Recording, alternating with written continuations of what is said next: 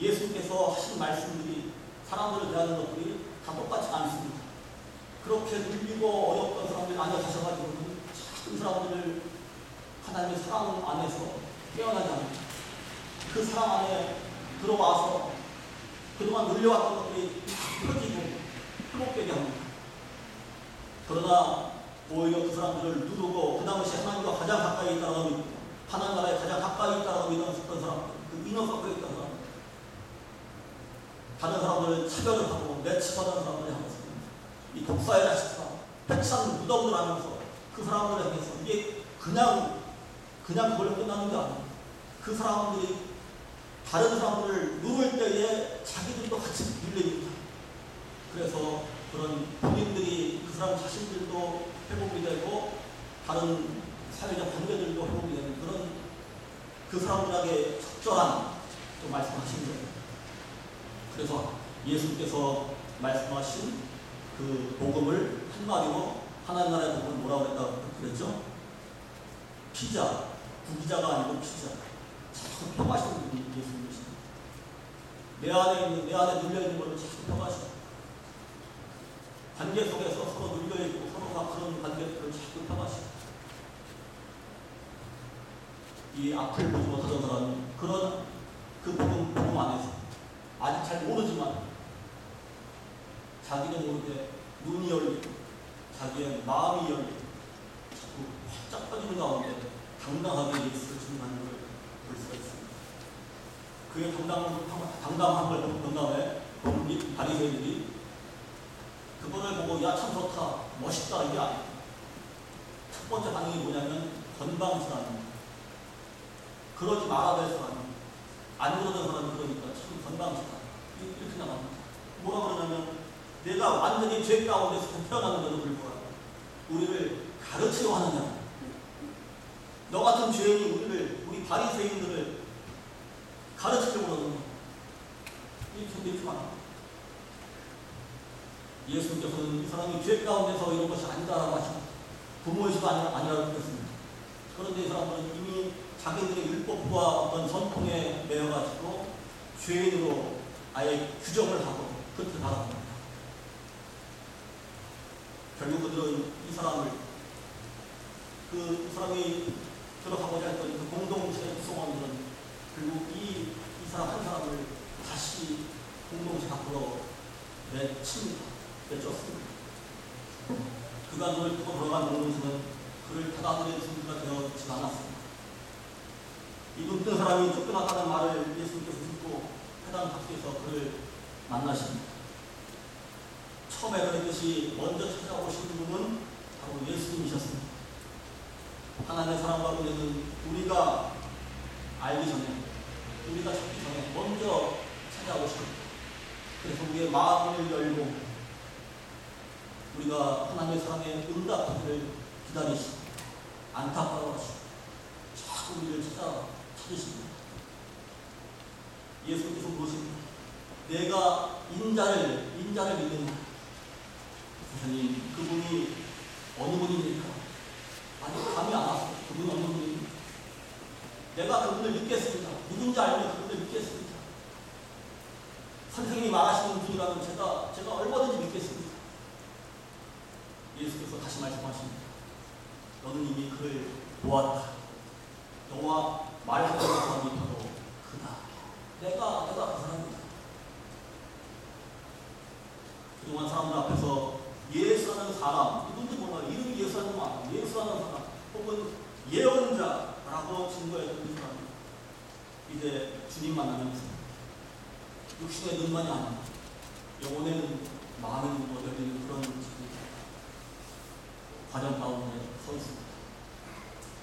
예수님 말씀 듣자마자 이 사람은 주님, 제가 있습니다 하면서 예수님께 엎드려서 경배를 합니다. 예배를 합니다. 눈을 뜬 이후로 이 사람의 신앙과 삶의 눈이 점점 이제 밝아지고 깊어지는 것을 우리가 알 수가 있습니다. 자기에게 베푼 이 기적을 베푼 예수라는 사람, 그 예수라는 사람이 이제 예배의 대상이 됐습니다. 요한복음에서 이 경배라는 말, 예배라는 말은 하나님께만 사용됩니다. 앞을 보지 못하던 사람이 예수께 예배드렸다 하는 말은 예수 그리스도 안에서 하나님의 현존을 체험했다는 그런 말입니다.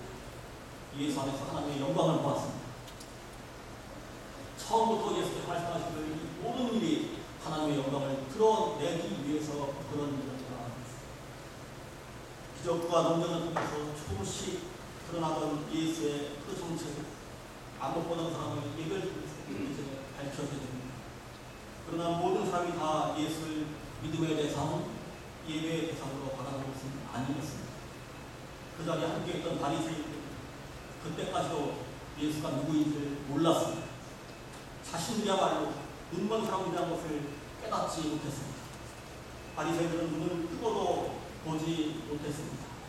진리가 눈앞에 바짝 바로 앞에 가까이 다가와 있어서 자신들의 율법과 전통에 매여서 보지도 믿지도 못하고 있었습니다. 그들과 달리 보지 못하는 사람은 변화가 되어서 예수님의 참 모습을 보게 되었습니다.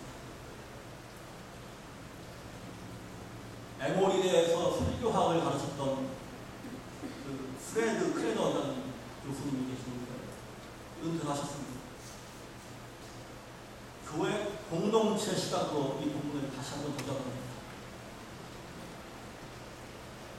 첫 번째, 예수님께서 나면서부터 보지 못하던 사람을 고치십니다.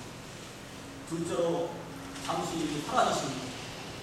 셋째로 다시 바깥으로 내쫓긴 사람을 만나가지고 다시 치유가 되고 또 제자가 되는 그 삶을 또 이렇게 확인해 주십니다. 이 세 구조는 바로 예수의 오심, 예수의 가심, 예수의 다시 오심이라는 그런 교회 공동체의 경험과 맞닿아 있다는 것입니다. 현재 교회는 예수께서 떠나가신 후의 세상, 즉 예수의 오심과 다시 오심의 사이에서 지금 살아가고 있습니다. 예수의 구제 가운데 살아가는 것이 쉬운 일이 아닙니다. 앞을 보게 된 사람이 가족들로부터, 이웃들로부터, 바리새인들로부터 오히려 그렇게 어려움을 겪었던 것 같이, 그리고 내쫓긴 것 같이 하나님께 사랑받는 사람은 고난으로부터 멀어지는 것이 아닙니다. 오히려 고난 속으로 더 깊이 들어갈 때도 많이 있습니다. 이 프레드 크레덕 교수는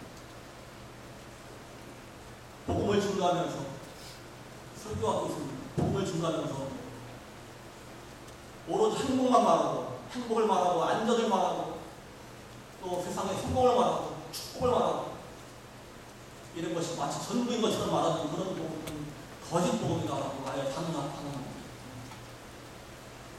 그러지 않은 경우도 있습니다. 고통 가운데, 고난 가운데 오히려 죽음과 관계가 깊어지는 그런 만남도 많이 있습니다.